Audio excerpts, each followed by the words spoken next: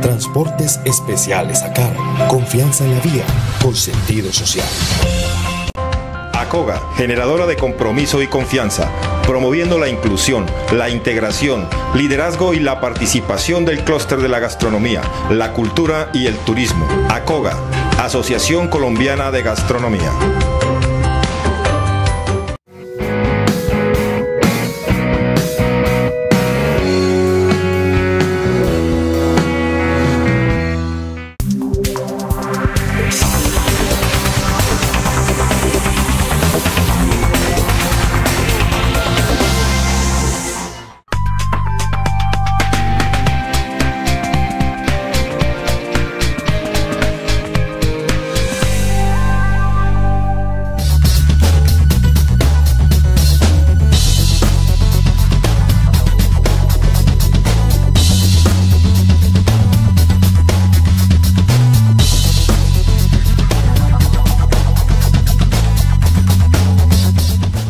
Amables televidentes, se los saluda José Alberto Tejada Echeverry, presentándoles el programa institucional del Canal 2 informativo Nuestra Gente.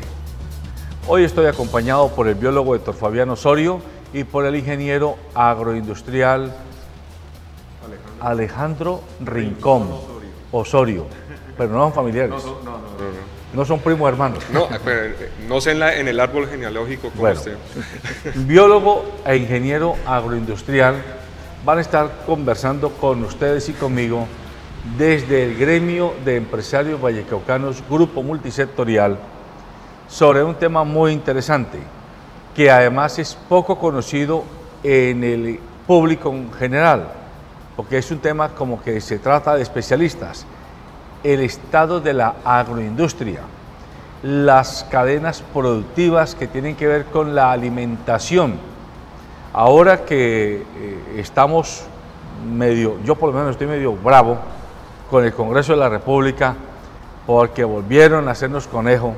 Ya van 7 veces en el Congreso de la República intentando que se etiqueten alimentos que tienen alto riesgo de obesidad, de diabetes, de tiroides, etcétera, por el exceso de sal o de azúcar o de grasas poliinsaturadas, y se está intentando que, como en Europa y en Ecuador y en Perú, los alimentos que las mamás compran para los niños digan, los procesados digan en el empaque: este alimento tiene tanto de grasa, tanto de azúcar, tanto de no sé qué cosa.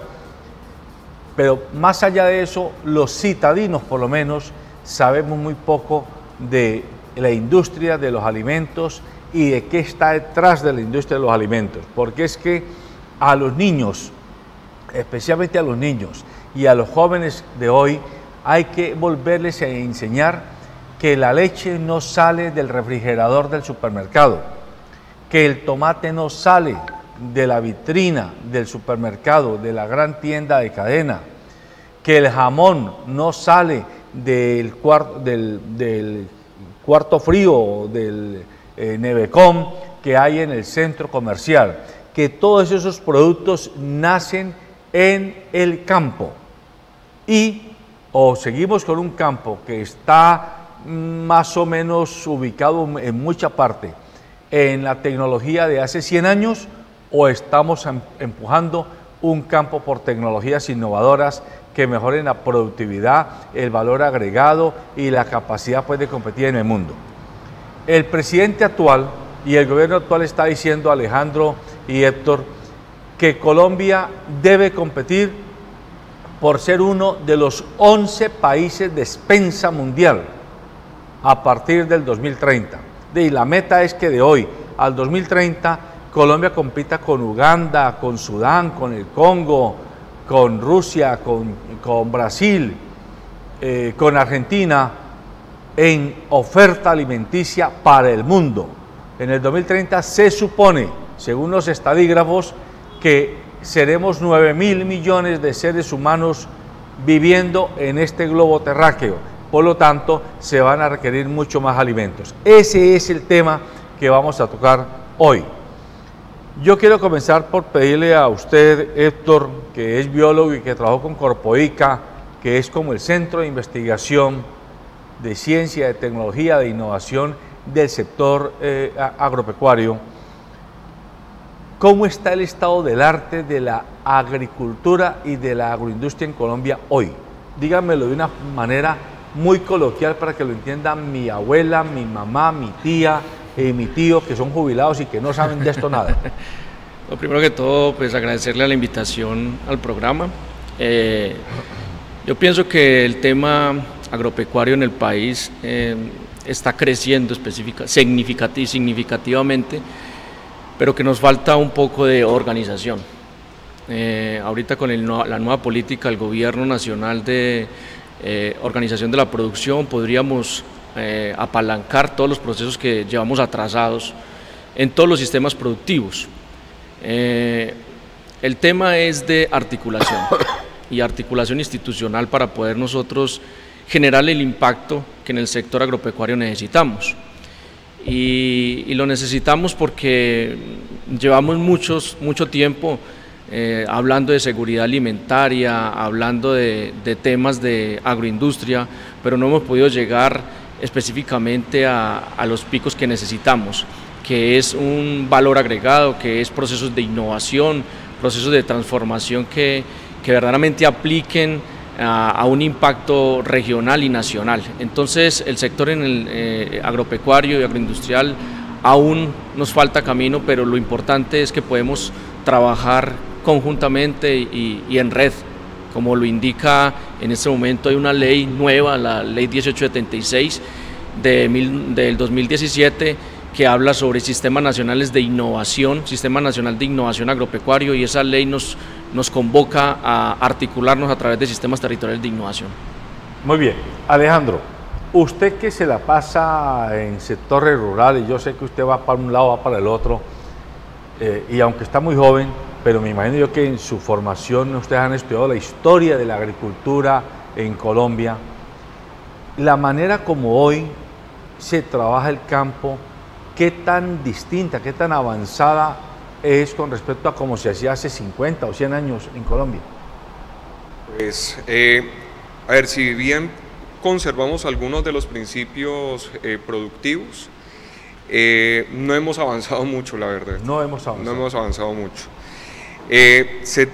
Más bien estamos tratando de devolvernos a cómo se cultivaba anteriormente. O sea que devolvernos sería avanzar. A mi modo de ver, sí. ¿Por qué? Explíquenos eso. En lo que estabas diciendo al comienzo del programa, en que ya hay una sobreoferta de insumos que saturan a los productos también de agentes que no son tan saludables para la ingesta, pues para los agroquímicos, todo ese tipo de tecnologías que hoy de hecho hay un debate de qué es, si yo voy a tener una agricultura limpia, orgánica, agroecológica, ecológica, tradicional. Entonces, volver como a los principios de cómo fue que se organizó los esquemas productivos, es a lo que le está apostando nuestro campo en este momento. Si bien nosotros también han existido desarrollos que puedan fortalecer algunos esquemas también productivos en producción primaria, por ejemplo, ahorita hablamos mucho de agricultura de precisión, hablamos también de manejar insumos o sustancias que vienen de las mismas materiales vegetales. Entonces, para poder optimizar algunos esquemas también en el sector hortifrutícola o incluso también en el pecuario, porque pues todo esto empieza a permear a todo lo que tiene que ver con el seres o sustancias vivas. Eso es lo que...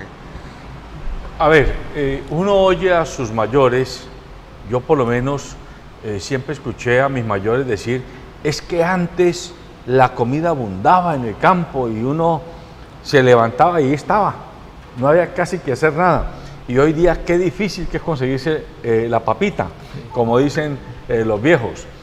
Pero eso va unido, pienso yo, y ustedes que son los expertos nos corrigen y nos precisan, que en los años 70 del siglo pasado o sea, 20 años después de la Gran Guerra, la Segunda Guerra Mundial, hubo una política global por los países desarrollados que fue la llamada Revolución Verde. Esa Revolución Verde decía o prometía que con los fertilizantes y con los agroquímicos se iba a potenciar, a exponenciar, es decir, a crecer muchísimo la producción del campo en los diversos países del mundo. Pero lo que no nos dijeron era que se le había montado un gran negocio, era a las multinacionales que iban a ir cada vez volviendo a la tierra menos productiva, al campesino más dependiente y los alimentos más deficientes en sus composiciones, llamémoslo nutricionales. Explíquenos un poco de eso. Listo, es una excelente pregunta porque ahí cabe el tema de desarrollo sostenible. Entonces nos hablaban en ese momento de la Revolución Verde, del desarrollo sostenible, que es el equilibrio entre lo económico, lo ambiental y lo social. Pero se olvidaron de otra palabrita, sustentabilidad. Eso se llama términos de tiempo. Entonces, si vamos a autores, muchos significan que la sostenibilidad es igual a la sustentabilidad y en particular no es así. No es así porque podemos tener una revolución verde sostenible, pero mire hoy, no es sustentable. ¿Sí? Entonces eso fue lo que pasó con la Revolución Verde. Por pensar en elevar los índices de producción y productividad, pues nos tiramos específicamente en términos de tiempo el suelo, el subsuelo y todo lo demás. Yo tuve aquí hace como 1 año o 2 años a un agrónomo quindiano, ahora no recuerdo el nombre, pero el tipo, me acuerdo mucho que decía algo que a mí me dejó particularmente impresionado. El frijol que hoy se siembra y que usted se come en su platico, en la casa, el frijol, decía él, creo entenderle, tiene más o menos 47 oligoelementos o composiciones pues nutricionales, y el frijol que nos comemos hoy no tiene más de 10 o 12 de esos 47 que es como su estructura originaria. Y decía él que eso es por la manipulación genética y por los efectos de los agroquímicos. ¿Qué nos pueden decir de la calidad del alimento que hoy se cultiva en el campo? Eso tiene mucho que ver con lo que acaba de decir Héctor, en que pues si bien hubo un esfuerzo o digamos que hubo un interés en poder aumentar la producción, nos enfocamos más en el aspecto dinero que en realmente qué es lo que me va a producir ese dinero. Entonces, si yo voy a dañar unos ecosistemas que lo compone desde el suelo, y voy a dañar como esa materia prima para que pueda seguir saliendo o generándose productos como los venían acostumbrados nuestros abuelos, hoy se ha permeado, se ha coartado pues como todos estos esquemas donde ya las producciones o nuestros suelos ya no son tan enriquecidos. Por eso en muchas ocasiones tenemos problemas de siembra por materiales pesados, que no vamos a tener o no sale el producto como lo teníamos pensado, o incluso lo que estabas diciendo en el manejo de semillas, también que existe todavía un debate sobre la transgenia de esas semillas, si en realidad está nutriéndome, está generando el efecto positivo que decía tener ese elemento o no, porque en vez de nutrir desnutren. Caso por ejemplo es en Argentina con la soya pues que era un elemento que era conocido por su nivel proteico, ahorita ya no genera ese tipo de resultados. Entonces todo ese tipo de cosas, digamos que yo aplaudo el hecho del interés de nuestros agricultores también de volver a las raíces, de cómo cuidar lo que ya es nuestro en cuanto a patrimonio pues departamental, nacional, si lo queremos ver por ese lado, pero es conservar esas bases que tenemos desde nuestros campos, entrar no a generar monocultivos, sino que entrar también a generar esquemas que puedan migrar y optimizar hacia la sostenibilidad de de ese esquema económico de nuestros productores, ¿cierto? O sea, que no se vuelva un marginal, sino que sea una actividad que en realidad ayude a crecer, a que ellos crezcan como familia, crezcan. Quizás de pronto la palabra que voy a enunciar es fuerte para ellos, que se generen empresas de tipo familiares, agrícolas, porque todavía existe un caminito largo que hay que caminar, pero vamos orientados hacia ese tema. Ustedes me decían antes de comenzar el programa, Héctor, que en el Valle del Cauca se han proyectado 13 cadenas productivas, pero que hay en dinámica 5. Las otras 8 me imagino que están más pues, en proceso, apenas comenzando. Ayer yo invité aquí a un candidato a la gobernación del Valle y él hablaba de que él se propone sembrar el Valle. Y cuando él decía sembrar el Valle, nos decía que él aspiraba a impulsar el cacao, a impulsar el mango, a impulsar el aguacate Hass, porque eran 3 productos que tenían gran demanda internacional. Yo entiendo que lo que usted nos explica es que hoy en el Valle hay 5 cadenas productivas que están más o menos dinámicas, que son el plátano, el aguacate, la mora, la piña y los cítricos. Sí, señor. No escucho el mango u otras frutas. Explíquenos un poco cómo está esta situación. Sí, básicamente lo que tendríamos que empezar por decir es que los departamentos nos tenemos que articular, no tenemos que ser islas. En esos planes de desarrollo tenemos que mirar cómo articulamos los sistemas productivos, porque Hass es Hass para el eje cafetero, para el Valle del Cauca, ¿sí? Pero cuando vamos a mirar las acciones son totalmente individuales por departamento. Entonces lo primero que hay que trabajar es en ese proceso de articulación. En el Valle del Cauca hemos venido trabajando con la Secretaría de Agricultura, con Alejandro, específicamente en esos procesos de encadenamiento, y hay una ley, que es la ley 811 del 2003, que guía específicamente cómo se forman los encadenamientos productivos, y en esa dinámica de la ley pues fueron estos 5 sistemas productivos que empezaron a trabajar sobre la ley, sobre armar un plan estratégico, armar un plan de acción, ¿sí? Para empezar a desarrollarlo. ¿Con quiénes? Con todos los actores que hacen parte de la cadena o del encadenamiento. Lo único que yo puedo decir acá es que si nos hablamos podríamos estar trabajando en red y así generar impacto, pero de lo contrario, si seguimos trabajando el Valle solo, el eje cafetero solo y estos departamentos, pues definitivamente el impacto va a ser nulo y no vamos a poder llegar a lo que nosotros queremos. El tema de Hass es una moda, ¿no? En algún momento fue la piña, ¿cierto? Ahorita es el Hass, pero yo pienso que hay que tener una reflexión responsable con los agricultores y responsable en el tema de exportación, porque todo el mundo piensa que vamos a exportar Hass, ¿sí? Y nos metemos con esa iniciativa de la exportación, pero resulta de que no todo es exportable. Entonces se nos quedan unos volúmenes grandísimos en Colombia de Hass, que ¿cuál es la solución? El mercado nacional. Si el mercado nacional hoy, ¿qué nos gusta a nosotros? ¿Nos gusta el Hass o nos gusta el papelillo o nos gusta otros tipos o especies como tal de aguacate? Entonces ahí hay una problemática, pero que nosotros desde los encadenamientos ya hemos planteado una solución con Alejandro, que es el tema de transformación, de valor agregado, ¿sí? Del tema agroindustrial. Ahí es donde nosotros debemos tener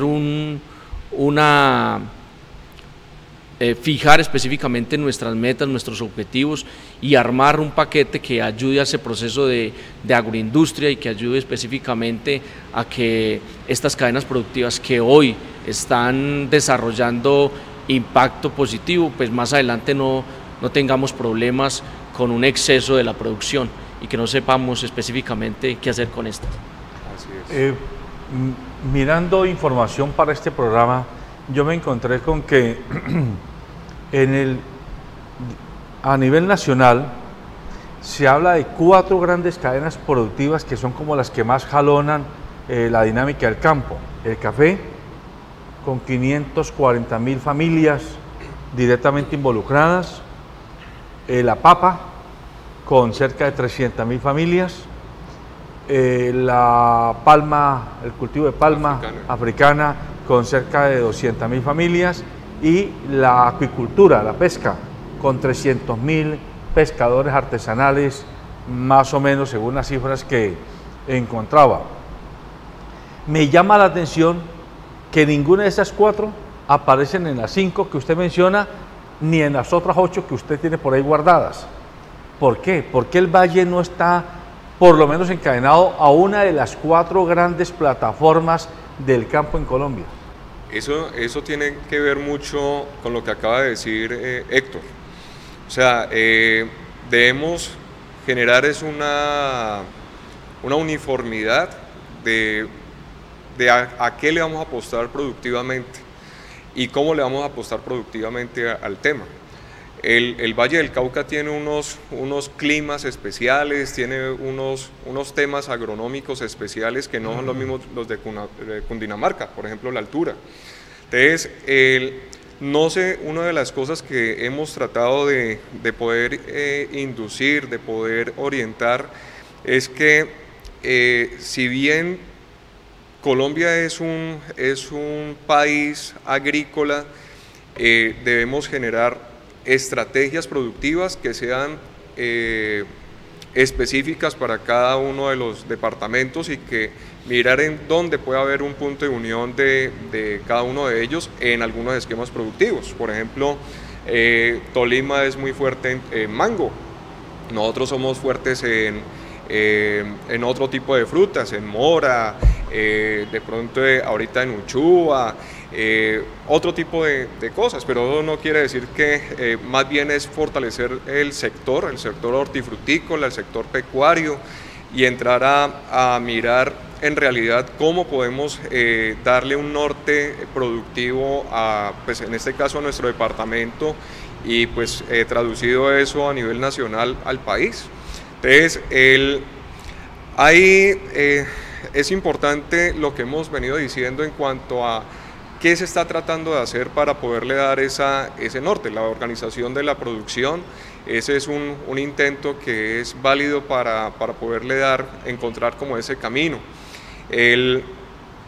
Lo que también es importante entrar a diferenciar de cómo se ha concebido desde el gobierno nacional una organización de cadena, que si nosotros lo traducimos a nuestro lenguaje, tú acabaste o empezaste el programa diciendo nuestras cadenas productivas. Entonces, nosotros tenemos una unidad productiva que puedo ser yo como empresa, pero la organización de cadena tiene que ver con la pluralidad de los actores de esa cadena o de ese eslabón pues, productivo como tal, donde podemos enmarcarlo en que en esa misma mesa se encuentren productores primarios, de transformación y comercializadores, para que podamos encontrar una línea lógica sostenible para cada uno de esos eslabones, ¿no? Ya, bueno, para que nuestro público tenga mayor claridad, hoy, si entiendo bien, las 5 cadenas que usted mencionó de son las que están más dinámicas en el valle, pero geográficamente ubiquémonos. ¿El plátano en qué regiones o subregiones del valle está focalizado? Norte. En el norte del valle. Ajá. O sea, todo lo que es Sevilla, Caicedonia, por el lado derecho o Cordillera Central, y Bolívar, La Victoria, Versalles, sí, por el lado occidental. Sí, señor. Así es. El aguacate, ¿en dónde está? Norte y centro. Sí. O sea, en la misma zona y un poco más abajo, Tuluá, Buga, todo ese entorno. Bolívar. Incluso llegando acá a Pradera. A Pradera, o sea, en el suroriente del Valle de Cauca. La piña. La piña también, norte y centro. ¿Norte del Valle? Sí. ¿Así? Sí, señor. ¿En qué parte específicamente? Límites Caicedonia, por ejemplo, límites con el Quindío. Incluso tenemos productores que tienen en el Quindío y en el Valle del Cauca predios, ¿sí?, trabajando en piña. Y yo he oído decir, o bueno, he visto también, cultivo de piña en Dagua, en toda esta zona que va hacia Buenaventura. Claro, Sí. también. También la hay. También la tenemos. Bastante fuerte. Ya. Nosotros somos los segundos productores del país. El primero es Meta, en piña. Somos fuertes en piña, el Valle del Cauca. Y esa piña, bueno, la piña y los otros productos son para consumo nacional o para consumo externo. Pues se pensó específico, ahí es donde tenemos que entrar con un aprendizaje, y es cuando usted va a empezar un cultivo, tiene que pensar hacia qué mercado va dirigido, ¿sí? Si es un mercado internacional o si es un mercado nacional. Pues en el tema de la piña se pensó que iba a un mercado internacional, pero tenemos unas problemáticas gravísimas en el tema de la piña que aún todavía estaba la Corporación Colombiana de Investigación Agropecuaria desarrollando, ¿cierto? Por ejemplo, un tema que es trascendental para el tema de exportación en piña, que es la cintura de la piña, ¿sí? La cintura, o sea, el diámetro no se sabe específicamente qué pasa, por qué no se llena específicamente para tener un diámetro con una calidad tipo exportación. Eso está en proceso de investigación, pero no lo pensamos en el momento de la siembra y pensamos que todo lo que vamos a sembrar ahora lo vamos a exportar. Porque uno encuentra en las calles piña, 500 pesos. O 3 por 1000. O 3 por 1000. Sí. Por esa razón. Además que eso también eso es un tema delicado, porque eso se vuelve es un tema cultural, en que infortunadamente nuestros agricultores son muy emocionales. ¿Y a qué me refiero con esto? En que se meten a un negocio, a un cultivo porque me dicen que es buen negocio, pero no porque sepan si es un buen o mal negocio, ¿cierto? Eso uno. Dos, en que todavía falta migrar o dar algún tipo de asistencia para que ellos entiendan cómo poder hacer que ese esfuerzo que ellos están teniendo para poder sacar una producción les genere un recurso económico que ayude al mantenimiento, al sostenimiento de su familia, porque en muchas ocasiones ellos pueden cultivar muy bien porque sabemos el saber hacer, pero no sabemos cómo poder entrar a comercializar o a exponer de mejor manera ese producto. El tema de exportación, para un tema de exportación, como decía Héctor, sí, muy rico exportar, pero lo que se produciría desde esa unidad productiva es una cantidad mínima para poder exportar. Entonces, si hablamos de un 15%, entonces, ¿qué vamos a hacer con el resto? Entonces, por eso es la apuesta de nosotros de poder agroindustrializar cada uno de estos esquemas productivos, porque existen también unas ofertas que hace 2 días con el grupo multisectorial veíamos en que había unas oportunidades bastante importantes en el tema de transformación, por ejemplo para Estados Unidos, para Dubái. Hay cosas que se pueden hacer, pero que no lo podemos y que no son tan exigentes. Pues sí, hay que tener trazabilidad, hay que tener permisos, hay que tener certificaciones, hay que hacer desarrollo de producto, hay que hacer todo ese tipo de dinámicas, que eso nos va a llevar un tiempo, pero debemos migrar hacia ese tema. Yo quiero acotar algo ahí, y es que específicamente para dar un parte de tranquilidad, no es que sembramos piña, ahorita qué vamos a hacer con la piña. Ese es el camino que nosotros debemos seguir, el tema de transformación, porque es que hay un mercado internacional que sí podemos nosotros llegar a ese mercado internacional, como lo dice Alejandro, a través de procesos de transformación, de darle valor agregado. Y es ¿sí? Que nuestros sabores son diferentes. Exacto, entonces ahí es donde nosotros tenemos que articular las diferentes instituciones para acompañar a este productor y decirle, venga, es que tenemos este mercado en transformación y podemos hacer tal cosa. Y eso es el objetivo en los planes estratégicos de los encadenamientos productivos, como es el caso de la piña. específicamente. Así es. Usted me hablaba también de la mora.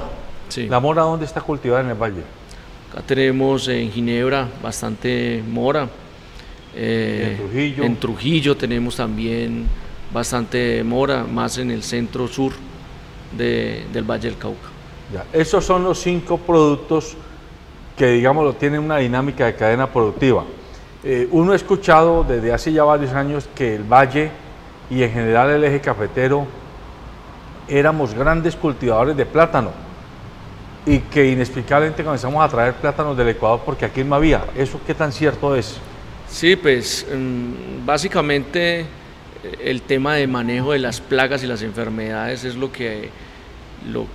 precisamente por ese traslado de diferentes especies a Colombia, pues hace que lleguen unas plagas y unas enfermedades que ataquen, y el cultivo obviamente decreció bastante en el tema por problemas de elefantiasis, por problemas del mal de Panamá, bueno, de diferentes problemáticas, y que hoy se está reactivando otra vez, ese sistema productivo para el eje cafetero y para el norte del valle.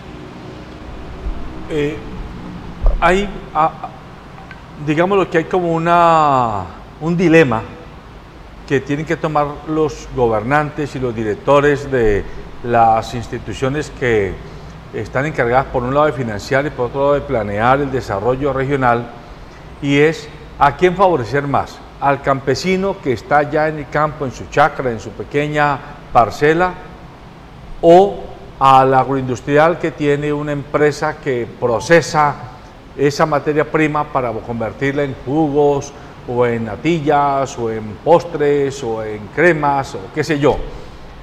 ¿Cómo hacer o qué se está haciendo mejor para que la agroindustria se vuelva empresa ancla que jalone al campesino y no que lo exprima únicamente? Ahí yo quiero acotar algo, ahí es porque es el modelo gerencial. Si nosotros todavía vemos el campo como un tema único y exclusivamente para el sustento de nuestra familia y no lo vemos como una empresa, difícilmente vamos a poder jalonar el campo. Pero ahí tenemos que entrar las universidades y las otras instituciones a trabajar en modelos gerenciales, ¿sí? Donde podamos distribuir la riqueza a través de los eslabones de la cadena. Sí, porque no podemos seguir pensando que usted es productor, llega hasta acá y usted es el agroindustrial y se va para allá. No, ese modelo ya está mandado a recoger. Hay otros modelos donde podemos específicamente hacer procesos de articulación, donde podemos específicamente decirles que usted hace parte de este proceso agroindustrial. Si usted me va a entregar a mí una fruta o me va a entregar un sistema productivo, entréguemelo en estas condiciones y va a ser parte de ese proceso de negociación. Lo mismo si vamos para el tema de exportación. No podemos decir, no, es que como usted no tiene previo exportador, yo le pago su fruta a tal precio y ya, y listo, y se acabó. Y usted sígame vendiendo la fruta, pero si tiene previo exportador le subo 2.000 pesos. Tampoco esa es la iniciativa.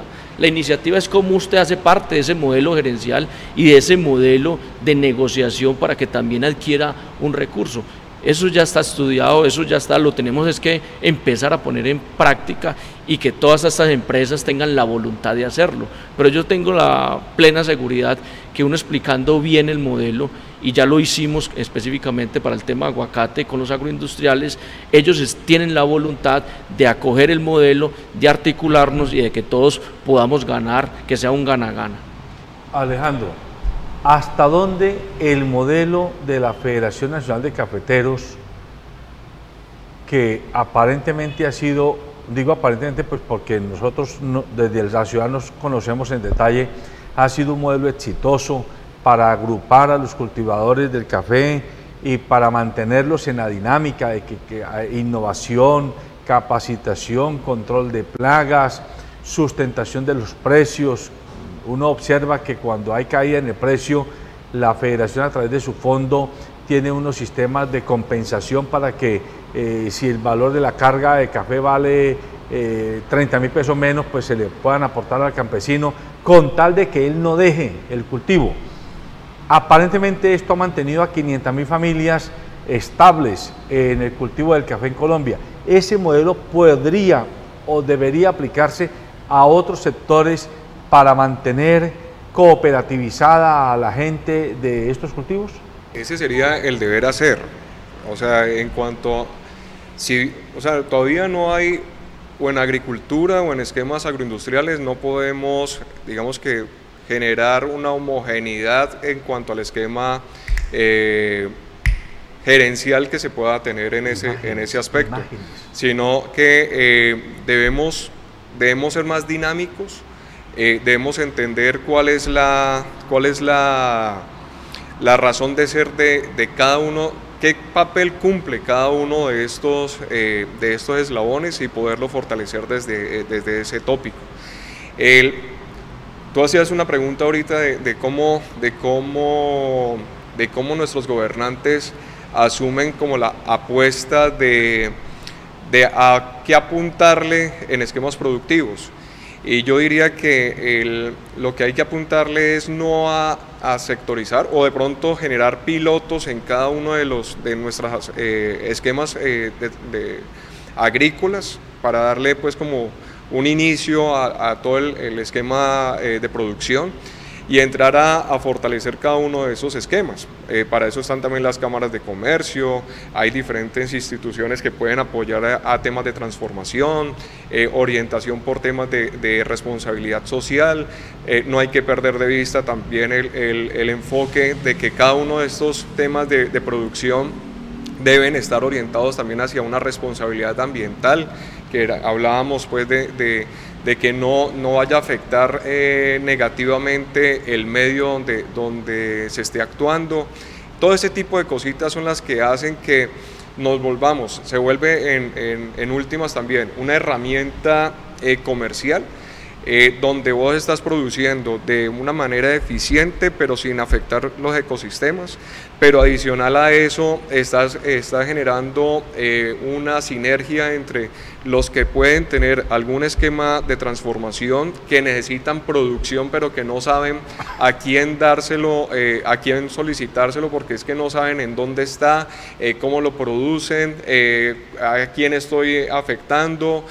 No se tiene como esa trazabilidad productiva, pero con el ejercicio que nosotros planteamos, damos como ese enfoque para que, unido también por ejemplo con el esquema de negocios verdes de CBC, se pueda medir en qué situación se encuentra cada una de estas asociaciones, porque el tema no es fortalecer una sola persona, sino que exista un real beneficio e impacto en ese esquema productivo. Mire, yo he tenido la oportunidad de conocer en España, en Italia, en Bélgica, los modelos de sociedades agrícolas de transformación, que es un modelo que originalmente nació en el norte de España. Y aquí en Colombia, Tito Livio Caldas, que ya murió, él inclusive publicó un libro e introdujo el tema con Hernán Echavarría Olózaga, ¿sí?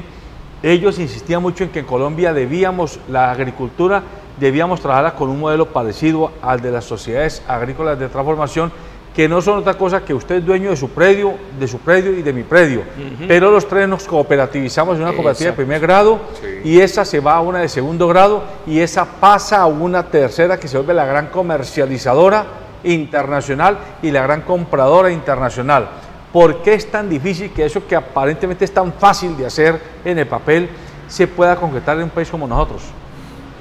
Pues yo diría que eso es un tema también de cultura. Que a partir de eso le iba a decir yo, ese es cómo ve usted el campo. Usted lo puede ver muy diferente a cómo lo veo yo, y si no nos ponemos de acuerdo en ese proceso de comunicación, pues difícilmente nos vamos a poner de acuerdo para juntos crecer específicamente, pero el modelo es ese. El modelo es seguir trabajando en ese proceso asociativo, ¿sí?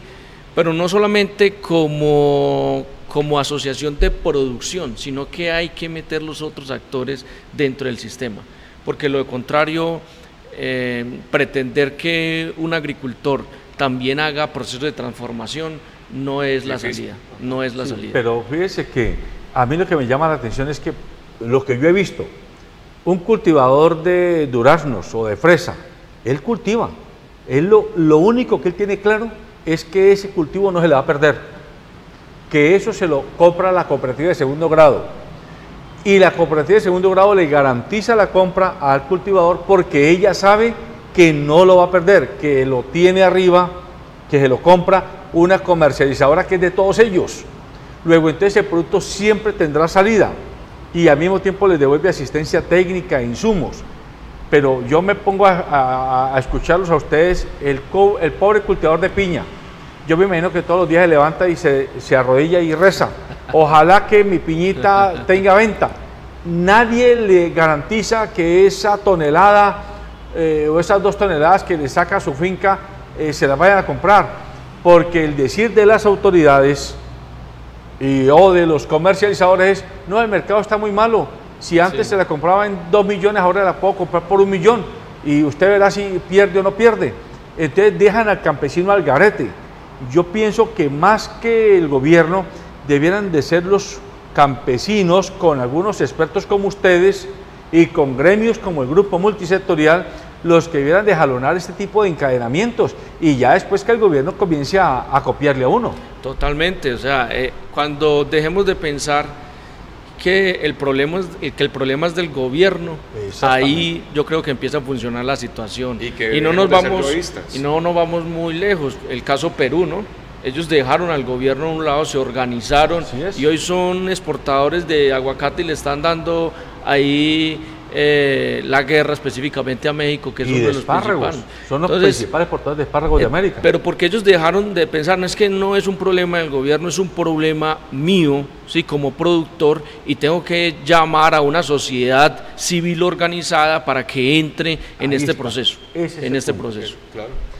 A eso es que me refería también en cuanto a, y complementario a eso, digamos que se ha roto o se ha empezado a romper una brecha del esfuerzo también de nuestros productores en tratar de organizarse, por ejemplo con lo del tema de la ley 811, con los encadenamientos los 5 que nombramos ahorita. Primero, eso es un tema de voluntades, eso no es porque me estén pagando que yo voy a estar ahí, ni nada de eso. Es un tema, es un esfuerzo, es una razón de ser de cada uno de los actores para poder fortalecer a lo que se están dedicando. Entonces, ¿y a dónde venía el tema cultural? En que es que yo no me alío con vos, José, porque es que si cultivamos lo mismo, entonces yo para qué le voy a decir cuánto estoy vendiendo y usted me quita después, vende más barato y me quita el cliente. Entre los dos. Por eso, me quita el cliente. Entonces, usted tiene 100 toneladas, yo tengo una, pues para un cliente es mucho más sencillo, 101, más atractivo que una, ¿cierto? Además por costos, eso empieza a jugar pues una dinámica también financiera. Entonces, acá lo que hemos entrado a generar en este esfuerzo es que nuestros productores empiecen a hablar un mismo lenguaje, empiecen a organizar también su tema de precios para que entremos a esa protección de precios, ¿cierto? A generar también uniformidad de usted cómo lo está haciendo, yo cómo lo estoy haciendo, por qué usted es viable, por qué yo no. Entonces, ese tipo de cosas son las que tienen que empezar a migrar también y entrar a hacerlo, digamos que visible también hacia ese modelo productivo. Yo en eso también tengo algo que añadir, y es que se viene un proyecto como Alianzas Productivas y entonces formamos una asociación para ese proyecto. Y ahí viene el tema que hablamos ahora de sostenibilidad.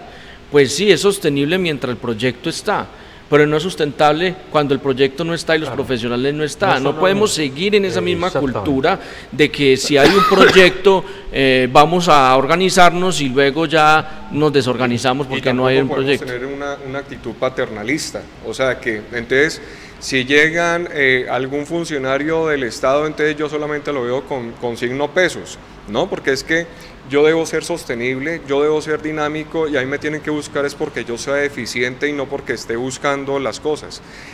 Yo lo que necesito es que, o lo que los productores deben entender, y eso lo estamos logrando de alguna manera, es que ellos entiendan que son importantes cada uno de ellos para poder entrar a hablar valga la palabra, durito. Durito es que sean visibles y sean tenidos en cuenta. A mí me parece que por ahí es el tema y el papel de los gremios ahí tienen una razón de ser definitiva, y es cambiar el chip, lo que usted llama cambiar el chip, y dejar de ser cultivador de papa o cultivador de mango para volverme empresario del campo que cultiva mango, o que cultiva papa, o que cultiva frijol. Quiero tocar otra arista de este tema.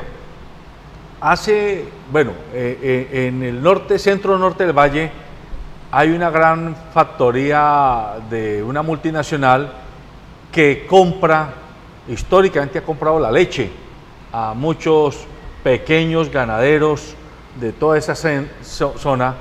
Yo conocí hace algunos años que por razones de precios internacionales o no sé qué asunto, de la noche a la mañana, si compraba el litro de leche, por decir algo, a 1.000 pesos, les dijo a los campesinos, se la compro a 700 a partir de mañana.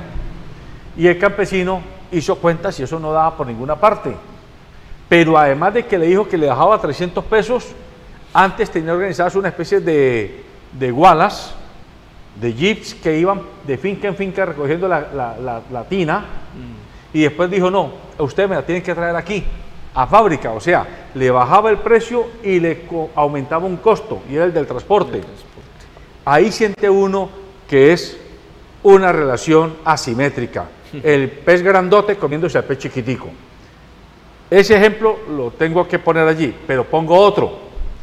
Entiendo que también una fábrica muy grande de gaseosas en el país ha hecho o ha intentado organizar a campesinos hortofrutícolas en el centro del valle. ¿Qué saben ustedes? ¿Qué parte pueden decir eso está funcionando o no está funcionando? O también es una relación así. Y 3, Bavaria, y ese hay que decirla con nombre propio porque ella lo está diciendo en todas las pancartas. Bavaria viene hablando de que está volviendo a sembrar el campo con cebada porque está sacando cerveza nacional con cebada nacional. Y la cebada no, entiendo que no es de Bavaria, sino que está promoviendo que hayan campesinos cultivadores. ¿Qué nos pueden decir de ese tipo de empresas anclas y de encadenamientos como esos? Bueno, pues en el primer tema, en el de la leche, pues eso no es nuevo. Eso ya por años la regulación de los precios los maneja siempre un monopolio, digámoslo así. Pero ahí es cuando nosotros tenemos que y ahí empezar. Sí necesitamos al Estado. Claro, que entre a meter la mano, pero también a la organización, ¿cierto? Porque si usted, vuelvo y lo digo, si vemos el campo por atomizado, ¿cierto? Entonces, el campo, un productor sí, otro productor, yo le vendo, si no nos ponemos de acuerdo y decimos, por ejemplo, no le vamos a vender leche, ninguno, ¿qué va a hacer este monopolio sin leche? No va a hacer nada, absolutamente nada. Entonces, es que el hambre acosa, ¿no? Entonces, ahí es donde nosotros específicamente tendríamos que entrar como Estado a regular específicamente ese precio y obviamente darle unas garantías a ese productor, para ese primer caso. Para el segundo caso,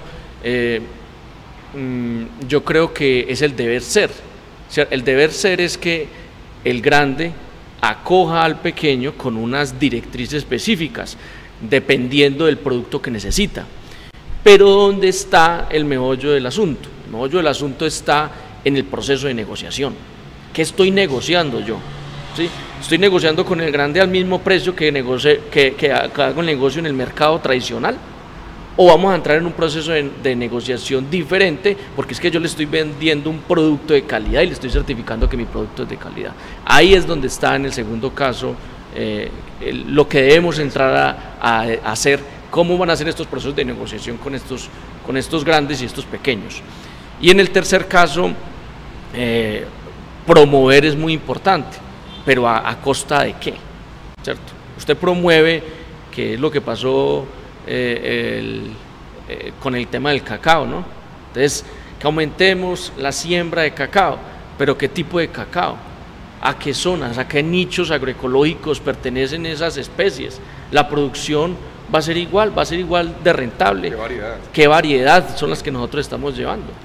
Ahí es donde deberíamos estar haciendo primero ser muy responsables cuando emitimos juicios como sembremos tal cosa, aumentemos la producción de tal cosa, si no tenemos identificados los nichos agroecológicos, las especies para esos nichos. Es que ahí el tema, muy válido lo que estás diciendo, o sea, porque es que en el esquema ya de negociación, sea grande, mediano, chiquito, que quiera transformar, que quiera hacer alianza con el productor, deben saber o deben generarse políticas entre ellos donde si bien algunos de los insumos son importados o tienen alguna orientación o son permeados por la fluctuación del dólar, etcétera, deben haber techos y pisos para poder entrar a mediar en que cada uno de esos eslabones le sea atractivo entrar a negociar con la contraparte,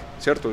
Y que no yo por dejar la producción ahí, entonces yo trate de recuperar alguito porque es que entonces estoy afectando la mesa, sino que, y también entender el transformador o el empresario que es que su empresa no es viable, no es activa, no es funcional si no se tiene ese primer productor que es el que le va a dar de comer a esa planta de transformación. Entonces, cada uno de ellos debe entender cuál es el esquema, cuál es su posición a lo que se están enfrentando. Entonces, y dejar pues como el tema de como se dice vulgarmente, diría yo vulgarmente, perratear un esquema productivo por tratar de vender o por tratar de captar algún tipo de producción.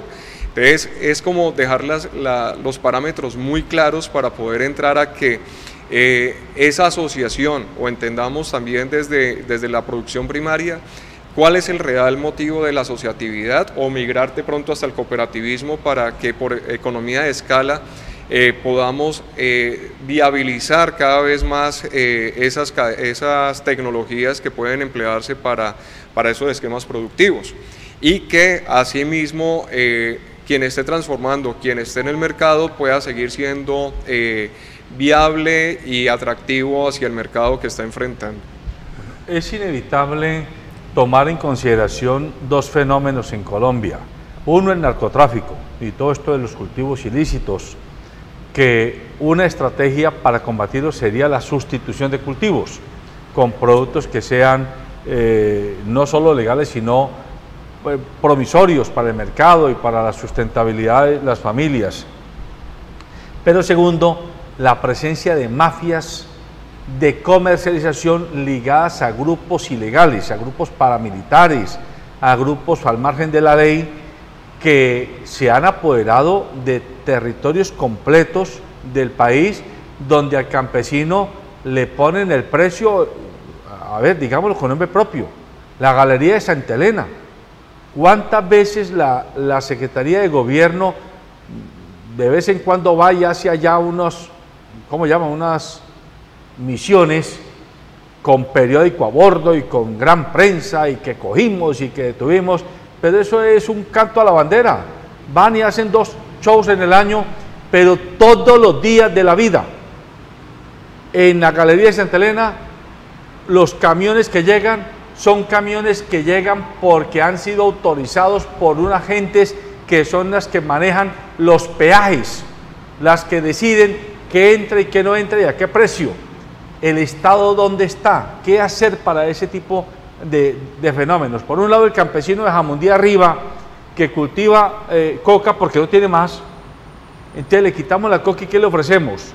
Pero además de qué le ofrecemos es cómo le comercializamos eso. Y dos, ¿cómo hacemos para que los otros campesinos que cultivan en los corregimientos y demás, el producto llegue aquí, pero que la ganancia sea de ellos y no de unas mafias de comercializadores? Sí, ahí es duro el tema, pero pues eso es no solamente en el departamento del Valle, sino en casi todos los departamentos, en todo el país, que hay una mafia específicamente que no llega sino el que está autorizado. Bueno, para esto yo pienso que en el tema de sustitución de cultivos tenemos que llegarles con otras alternativas y otras tecnologías in situ, en el campo. Por ejemplo, identificar tecnologías para procesar in situ la mora, por ejemplo, y no bajar una mora específicamente ya en malas condiciones, sino bajarlo, por ejemplo, en jugos, ¿sí? Pero eso se intentó hacer en Trujillo hace unos años. Hace unos años se intentó. ¿Y en qué está esa planta? Lo que pasa es que traemos también ayudas internacionales, ¿sí? Y esas ayudas internacionales montan, digamos, entre comillas, unos elefantes blancos, porque los productores no son capaces y no tienen la condición para manejar la planta. Entonces, vuelvo a lo que hemos venido hablando durante todo este espacio, y es que si no nos articulamos, definitivamente no vamos a llegar a ninguna parte, porque es ahí donde la economía solidaria se vuelve economía solidaria. Identificación de capacidades y cómo mis capacidades lo ayudan a usted y las suyas me ayudan a mí. Esa es la economía solidaria que por décadas, ahorita el nombre es muy bonito, pero eso se venía trabajando por décadas, y entrar específicamente a lo que sigue, que es el tema de comercio justo. Pero tenemos que pensar nosotros, y ahí donde está la capacidad creativa e innovadora de los profesionales que estamos en el sector, de cómo nosotros podemos hacer procesos de transformación in situ y darle valor agregado antes de llegar a la plaza de mercado. Esa es una alternativa. Ese es un tema, yo diría que es ofrecer más oportunidades también a cada uno de estos actores, ¿no? De nuestros campesinos o nuestros productores, pues como tal.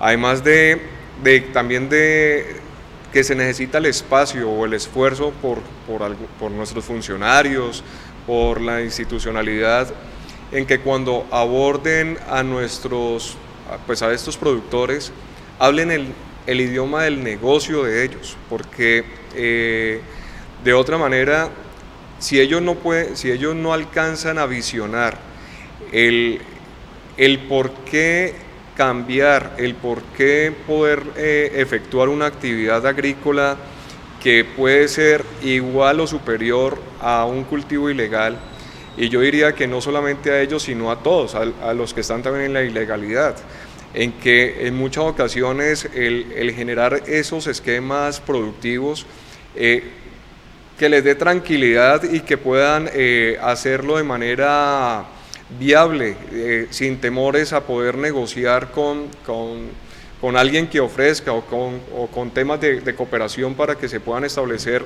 y apoyar en que se establezcan esas plantas de transformación allá y darle un dinamismo también a la región. En últimas van a estarse permeando a ellos también de ese bien hacer, ¿no? Entonces yo estoy totalmente de acuerdo, identificado con Héctor, en que si bien hay sitios, por ejemplo en la zona de Barragán arriba, que también son bastante buenos en temas de producción pecuaria, pero las dificultades para poder acceder o traer sus cargas es difícil. Es difícil para ellos, pero no de pronto para la empresa que necesita ese producto, ¿cierto? Entonces, pero si entran a apoyarse mutuamente en que, vea, yo necesito, por decirte cualquier cosa, esta leche en este tamborcito, en este recipiente, en estas calidades, yo lo apoyo y usted me lo entrega ahí a borde de carretera, que para llegar a borde de carretera son 2 horas en mula, ¿cierto? Entonces, pero yo llego ahí con mi termoquín y hago todo el tránsito de la operación. Si uno entendiera y todos pudieran entender esa dinámica, yo diría que estaríamos dando un salto bastante importante en lo que respecta el poder entrar a viabilizar cada uno de estos esquemas productivos en estos sitios, pues, como tan remotos también, tan lejanos. Me gustó mucho la pregunta, y la estoy pensando y repensando acá, porque ahí estamos hablando de la estrategia. ¿Sí? ¿Cuál es la estrategia? ¿Por qué la estrategia es la misma? Porque siempre vamos a los mismos puntos a vender nuestro producto.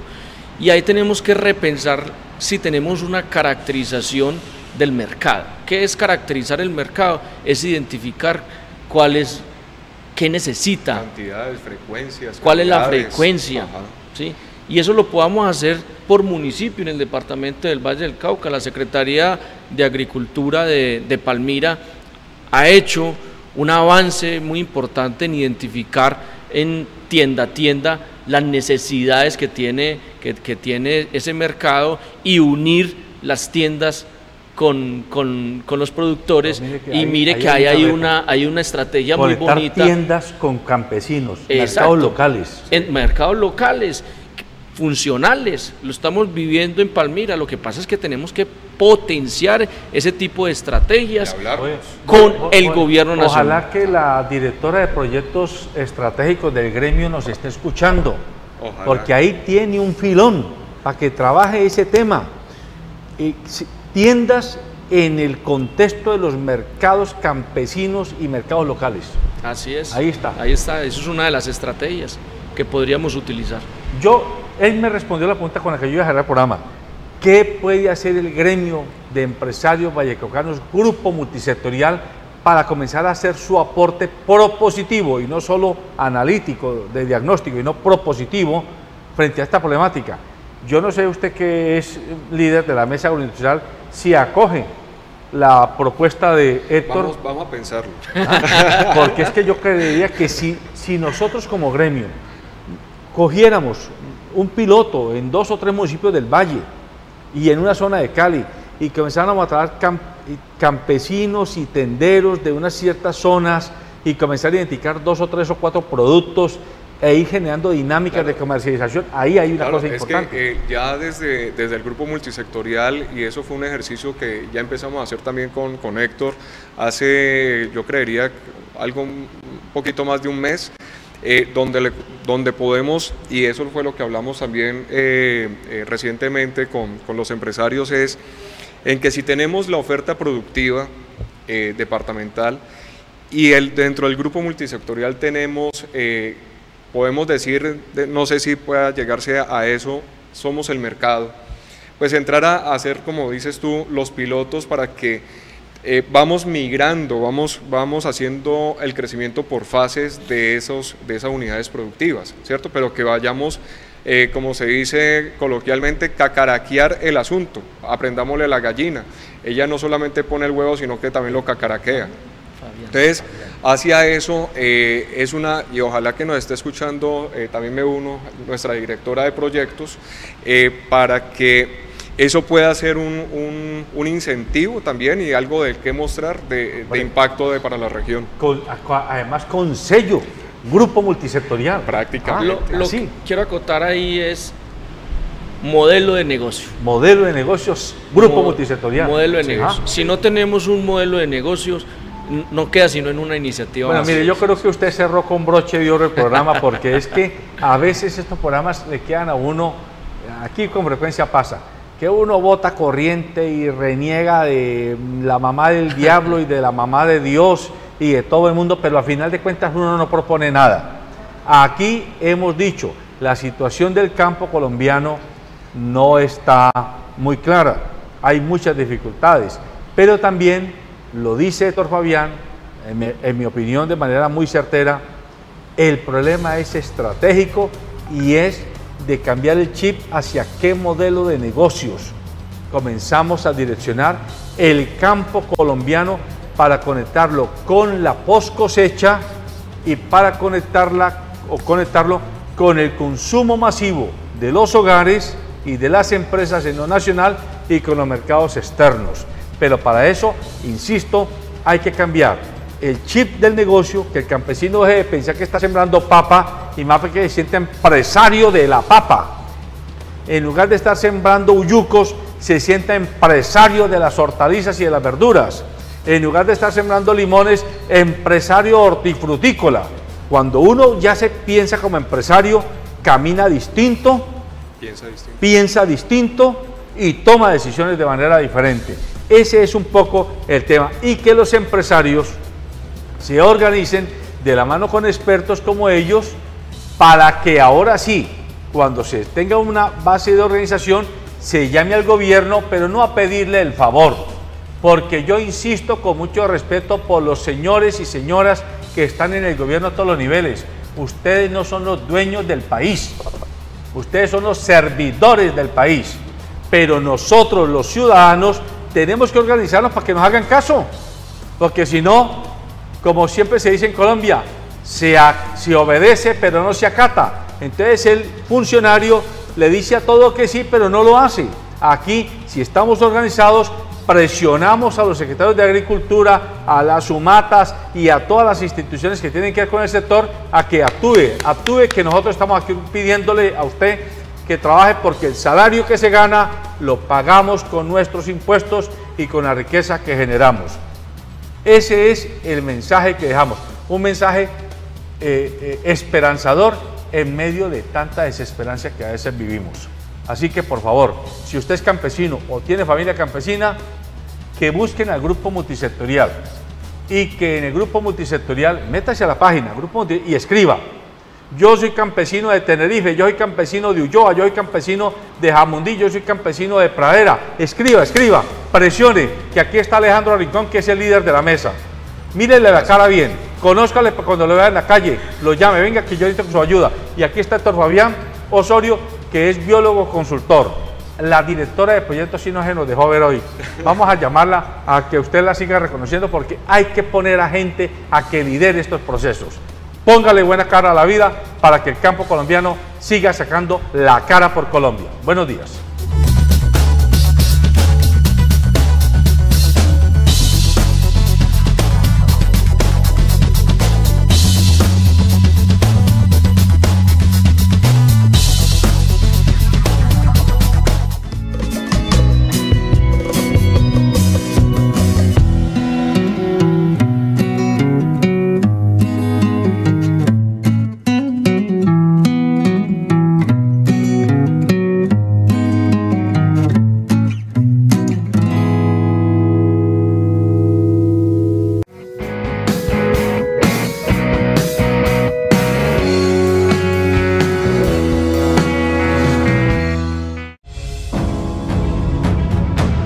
En cada paso,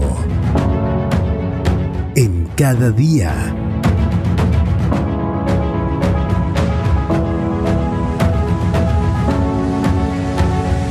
la vida es una carrera.